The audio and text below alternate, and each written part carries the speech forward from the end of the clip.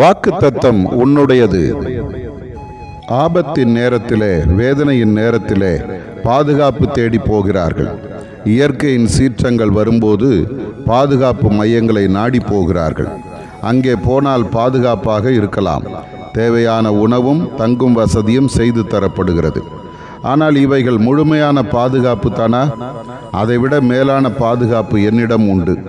40 வருஷம் இஸ்ரவேலரை வனாந்திரத்தில் வழிநடத்தி வந்தேன். அவர்கள் மேலிருந்த வஸ்திரம் பழையதாக போகவும் இல்லை, கால் வீங்கவும் இல்லை. எவ்வளவு அருமையாக நடத்தி வந்தேன்.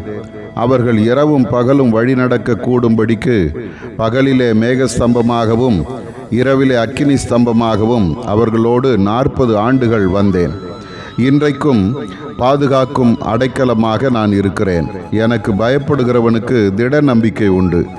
நீ எனக்கு பயப்பட வேண்டும், தீமையை விட்டு விலக வேண்டும், நன்மை செய்ய வேண்டும். எனக்கு பிரியமான செயல்கள் உன்னை எனக்கு பிரியமானவனாக மாற்றும். அப்படி செய்கிறவனின் பிள்ளைகளுக்கும் அடைக்கலம் கிடைக்கும். நீயும் உன் பிள்ளைகளும் அடைக்கலமான என்னிடத்தில் வந்து சேர்ந்தால் நான் உங்களுக்கு பாதுகாப்பாக இருப்பேன். எந்த தீங்கும் உன்னை அணுகாது, பொல்லாப்பு நேரிடாது, சமாதானம் உண்டு. ஆதார வசனம்: கர்த்தருக்கு பயப்படுகிறவனுக்கு திட நம்பிக்கை உண்டு, அவன் பிள்ளைகளுக்கும் அடைக்கலம் கிடைக்கும். நீதிமொழிகள் 14:26.